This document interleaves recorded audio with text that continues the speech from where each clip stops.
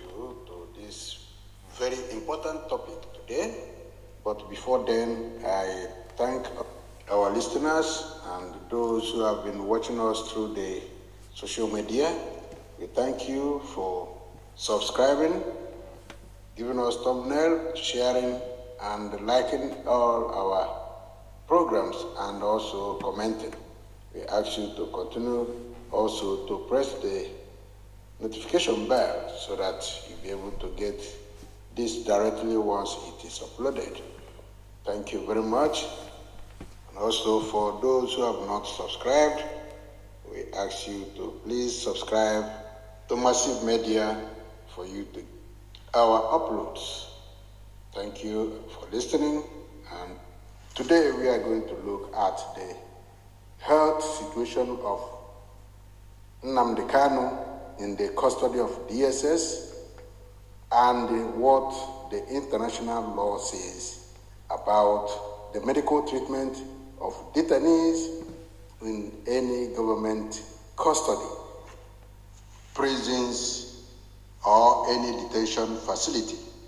As you can remember, on the 21st September, we uploaded a lecture or awareness on Nigeria under torture, violations of human rights, social and political rights. We tried to explain some certain factors. All the things we are bringing, please try to watch them and listen to them, because they are going to correlate to the next lecture and to the things that is physically happening to Nigerians.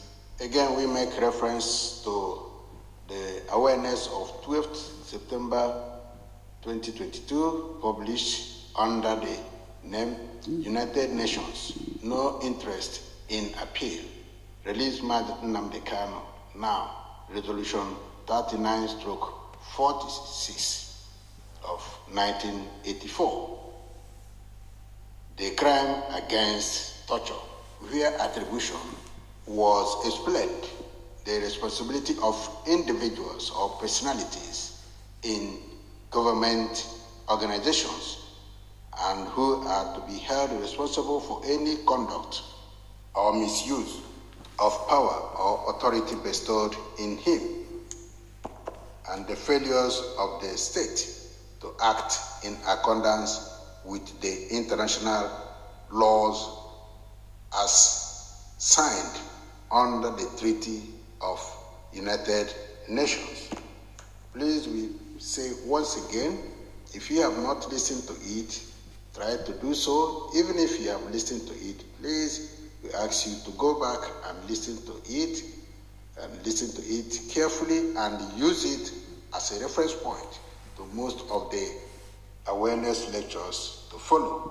Like we stated today, we are going to look at the health conditions of Mazen Nnamdi Kanu, the role of the government or the officials representing the government, and the implications based on the attributions and the failures to act when it is necessary.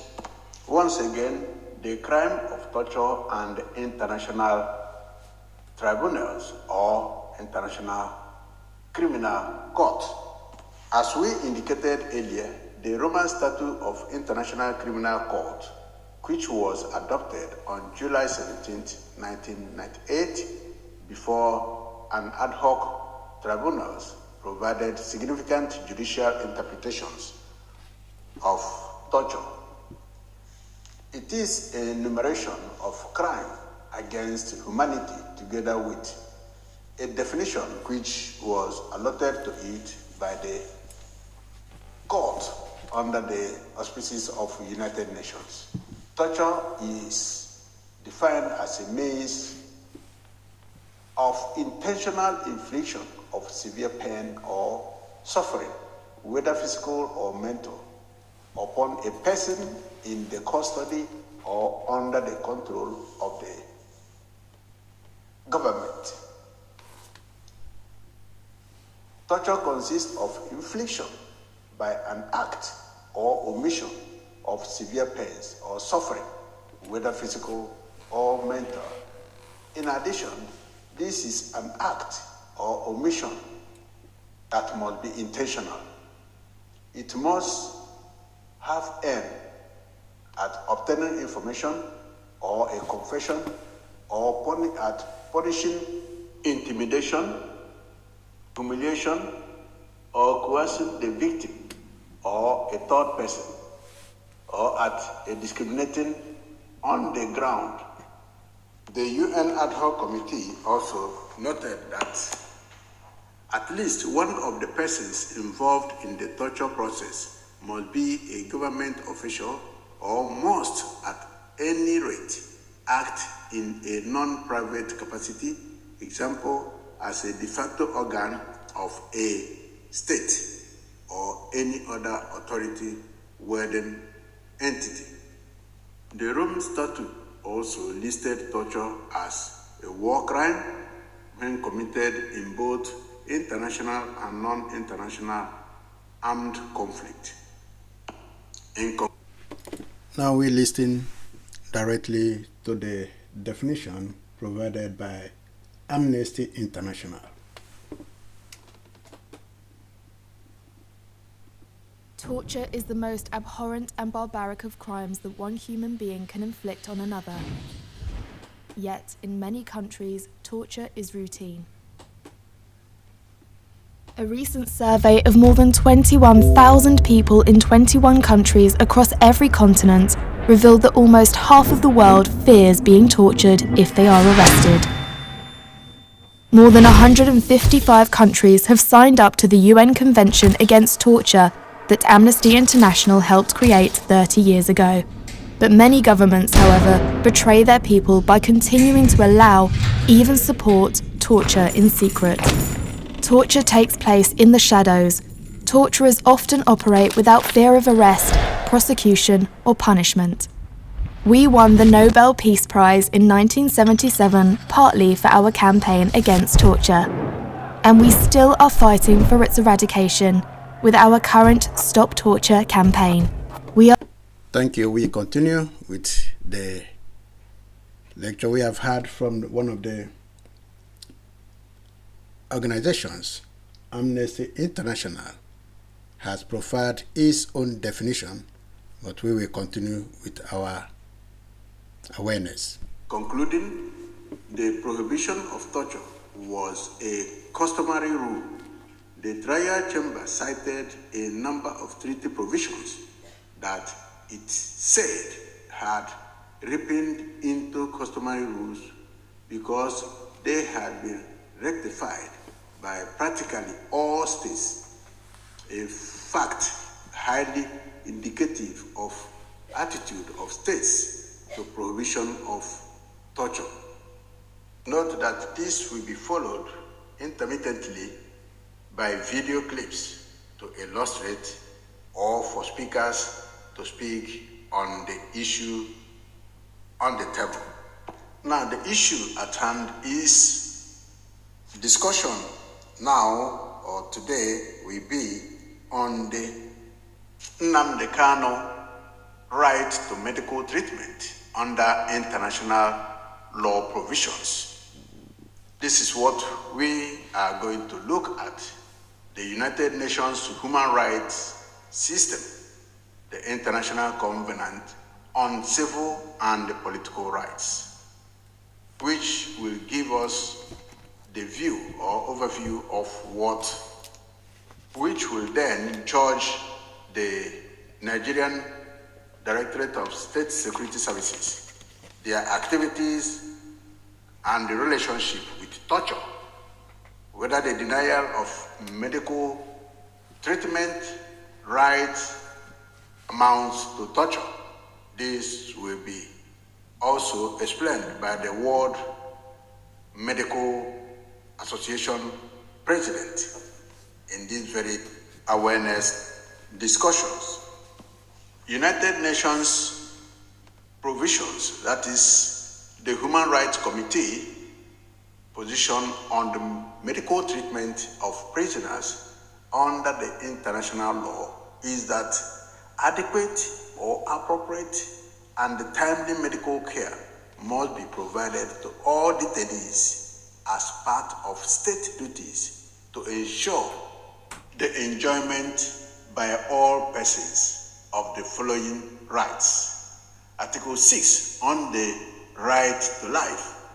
Every human being has the inherent right to life. This right shall be protected by law.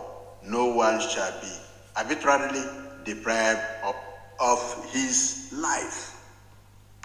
Article 6.1 of the Universal Declaration of Human Rights.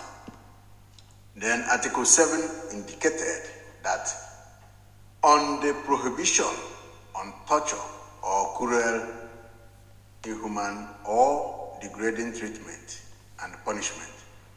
This article indicated there should be prohibition of torture. Prohibition of torture, we will see if this torture includes denial of medical treatment and other things associated with it, but we continue.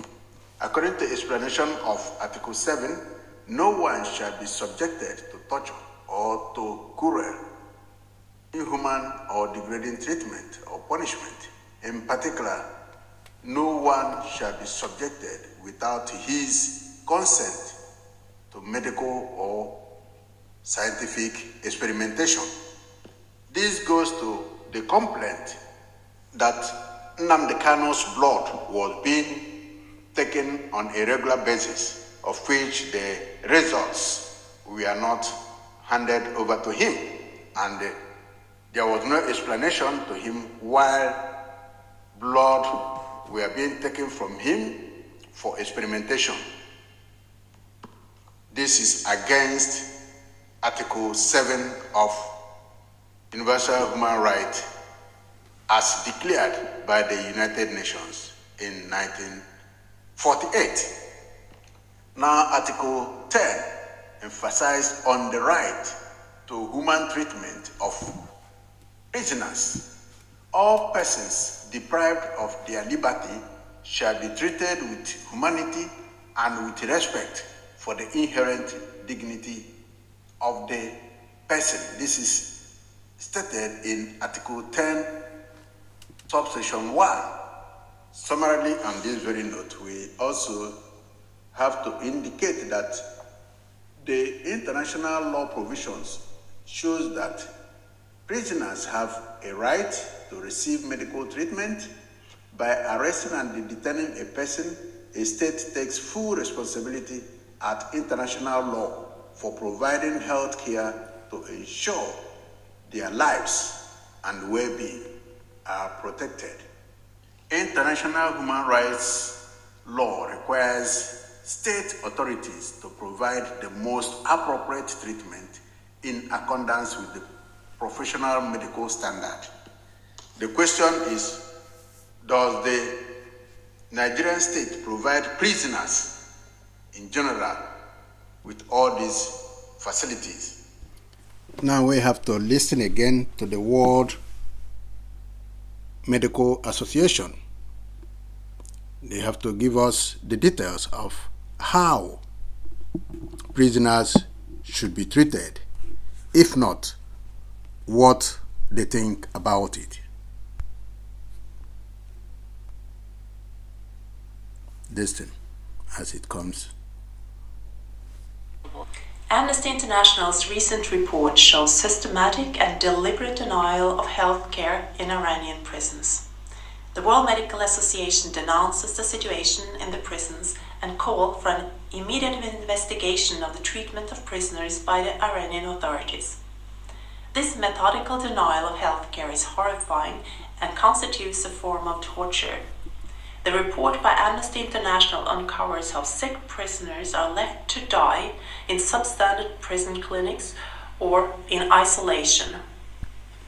The report even reveals the abuse of psychotropic drugs in prisons and the use of electric shocks in psychiatric hospitals. The misconduct described in this report are inexcusable. Prison doctors who have alerted the situation about prisoners at risk of serious harm or death are being ignored by prison staff. Regrettably, it appears as well that some physicians charged with the medical care of prisoners are failing to observe principles of medical ethics to protect prisoners against torture and other ill treatment. The international medical community raises its concern about such appalling practices. Also, there are reports that political prisoners from different cities in Iran are facing increased use of prolonged solitary confinement, forcible psychotropic drugs, as well as sexual assault. Iranian officials are committing violations of the right to life by deliberately denying injured prisoners life-saving health care and refusing to investigate and ensure accountability for unlawful deaths in custody. The World Medical Association demands immediate access to adequate medical care in prisons, as well as an independent and transparent investigation into cases of deaths in custody. Thank you very much. This is because This is because the Iranians complained. In Nigeria, they do not complain. The Amnesty International in Iran complained about the torture and the mistreatment in terms of not providing adequate medical care for the prisoners. This is the same in Nigeria. But the Amnesty International in Nigeria needs to complain. All the NGOs, all the human rights organizations need to complain whenever they observe, or they have to organize themselves and be visiting prisons to see how the government is treating the prisoners. Not just going to see the officials who will tell them stories, but to see the prisoners themselves and have one-on-one interactions with them so that they be able to explain their situation. This is exactly what they have done in Iran. They wrote the World Medical Association, and each country are represented. Medical associations are represented in the World Medical Association. Nigeria has Nigerian Medical Council, and they are also part of the World Medical Association. Therefore, there is need to be complaining to these organizations. They are part of the international organization subject to accountable to United Nations when anything happens. That is why those who understood it, the Amnesty International in Iran understood this principle, and they were able to contact the World Health Organization and also the World Medical Association. This is what Nigerians or Nigerian organizations, the lawyers, the representatives, those who look after the prisoners, supposed to be doing. There is need now with the present situation, because denial of medical care is tantamount to torture, and the World Medical Association has indicated this also. We will continue to see what this lecture will lead us to. Then, in particular, Nnamdi Kanu, who was renditioned, and we will go into the effect of one being renditioned and not being provided with medical treatment and its consequences. The issue of medical health of Nnamdi Kanu has been in the public media, and the request has been made to the government for proper medical care, medical records, and all whatnot. We will look at some certain publications in just detailed form. Nigerian government plans to kill Nnamdi Kanu by denying him access to his doctors. And that was published by Sahara Reporter, again by independent newspaper, which says Nnamdi Kanu cries out, says DSS denies him access to medical attention. Again by the Vanguard, Kanu's health worsening in DSS detention. Lawyer, Vanguard News. Again we have in Daily Post, IPOB, DSS continues to deny Nnamdi Kanu change of clothes and medical care. How does DSS give flimsy excuse denied us access to Nnamdi, IPOB lawyer? Again, this is All African. Nnamdi Kanu's health worsening, lawyer, allafrican.com. Again, court declines Nnamdi Kanu's request for DSS boss oral evidence on health status. That was on 16th March 2022. Again, in Guardian newspaper of 22nd September 2022 says, denying Nnamdi Kanu's access to treatment is plot to kill him, says group. In a Facebook publication, it says, independent Nigeria, profile picture. Nnamdi Kanu cries out, says DSS denies him access to medical attention. Also within Nigerian news, says Nigerian government plans to kill Nnamdi Kanu by denying him access to medical care.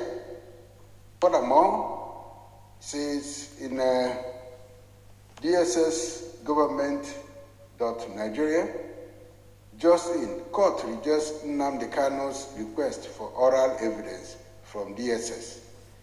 Now DSS is able to bring out its own government publication, and is happy that court rejected Nnamdi Kanu's request for DSS to give evidence on his health.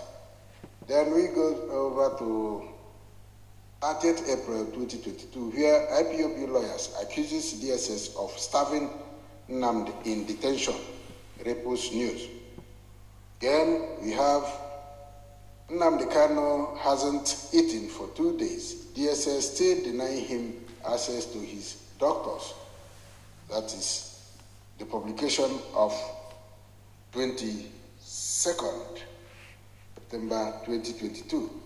Again, on 20th, Nnamdi Kanu must not die in prison, Ohaneze wants the son.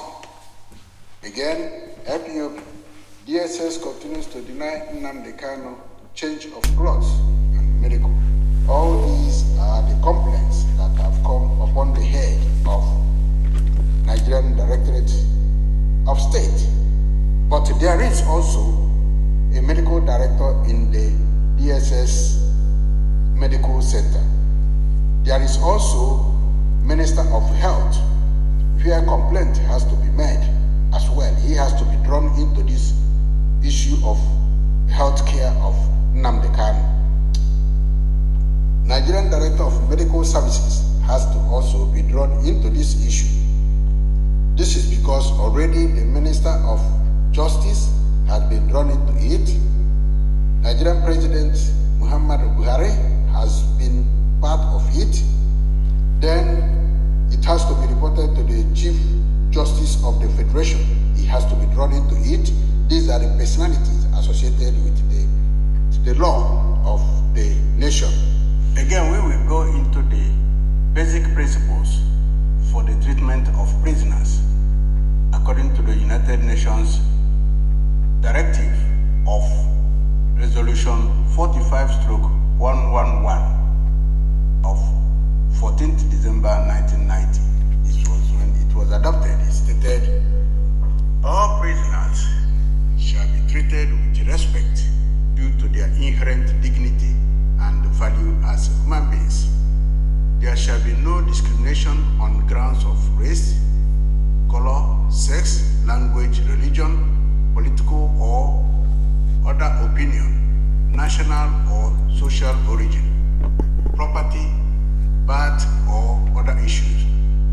This is one of the rights the United Nations has defined. It also goes to Article 3 of it says it is, however, desirable to respect the religious belief and cultural precepts of the group which prisoners belong. On the issue of solitary confinement, the United Nations says that the state should abolish solitary confinement as punishment or to the restriction of its use. This should be undertaken and be encouraged. It has to stop because it is also another torture. The international law declared solitary confinement as torture, and that is what Nnamdi is passing through. It has 3 tortures from the state government of Nigeria, 1 torture from the rendition, torture from denial of medical care, and also torture from solitary confinement. Again, all prisoners shall retain the human rights and fundamental freedoms set out in the Universal Declaration of Human Rights, and where the state concerned is a party, the International Covenant on Economic, Social, and Cultural Rights, the International Covenant on Civil and Political Rights, and the optional protocol thereto, as well as such other rights as are set out in other United Nations covenants. According to World Medical Association, withholding of medical care from political prisoner amounts to punishment and is condemned by the World Medical Association. They also stated, according to the Human Rights Declaration, that the right of everyone to the enjoyment of the highest attainable standard of physical and mental health is protected under international law. According to the World Medical Association, President Sir Michael Mammoth stated that denying medical care amounts to ill-treatment and can sometimes constitute a form of torture or other cruel, inhuman, or degrading treatment that are unambiguously prohibited under international human rights law. Sir Michael also stated that deliberately denying medical care are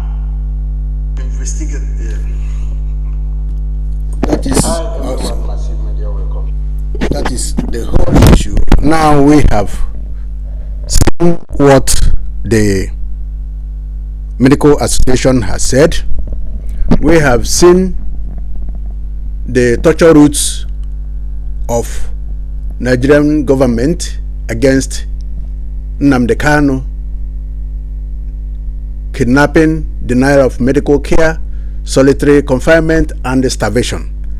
These are the torture techniques used by the government or being used by the government to punish Nnamdi Kanu. On the other hand, self-determination is not a crime.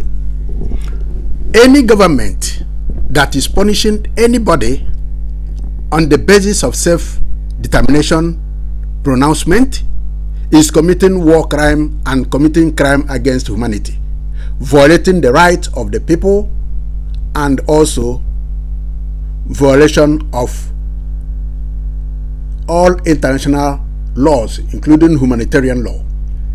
There is no way and there is no place where the United Nations stated in its Convention on Self-Determination that those who are pursuing their right should be killed, should be arrested, should be tortured. These are not in any law or any covenant signed by any state in United Nations. There is no place where it is found to be part of the covenant. Then they should bring it out and take it to the International Court of Justice for clarifications. There is no way Nigerian government will be torturing people because they have declared their intention to ask for self-determination. The rule of self-determination, at least briefly, because we are going to do this in exclusive way, is negotiation. That is what the United Nations Covenant of the law says. You should negotiate with the people who are asking for self-determination, not to kill them. You are in the modern society. You are where the laws are being reviewed from 1966 to date. They have been reviewing the law, and there has been no area where they stated you should kill those who are asking for their right. Again, this has also orchestrated all the problems. The killings, the number of people that have been killed by the governors in the southeast in order to suppress the agitation is not what the law says.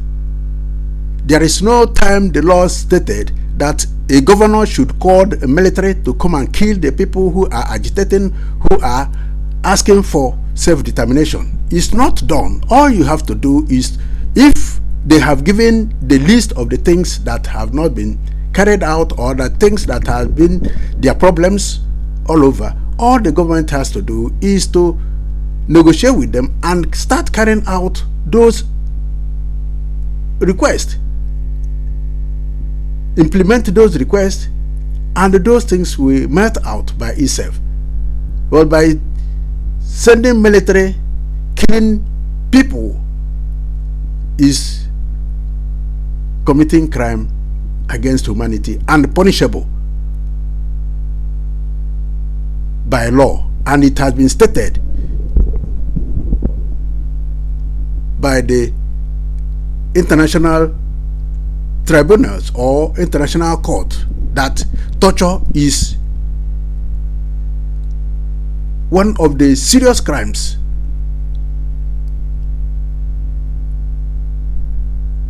And therefore, those who committed the torture through kidnapping,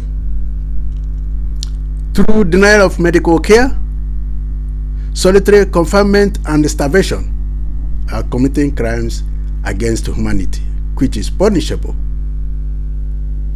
by law. International human rights laws and the humanitarian laws has a space to receive complaints, because in African context, people do not complain because they are suppressed. But you take example of what happened in Kenya in the early 2000s, and also realize what happened in South Africa, also what happened in Egypt, and what happened elsewhere. There is a room for reconciliation and approval of what the people need. There is no room to kill. There is no room to call the military. There's no room to suppress the citizens for any reason. With this, we come to the end of this section of awareness. It is emotional, it is heartbreaking, but we have to try as much as possible to take control of ourselves. With this, we say thank you very much. For those who have not subscribed, you subscribe. For those who have not given us a thumb, we ask you to give us a thumb. For notification, we ask you to press the icon bell. Then you share the videos, and like it, you give us a thumb up. Thank you very much, and God bless you. Bye.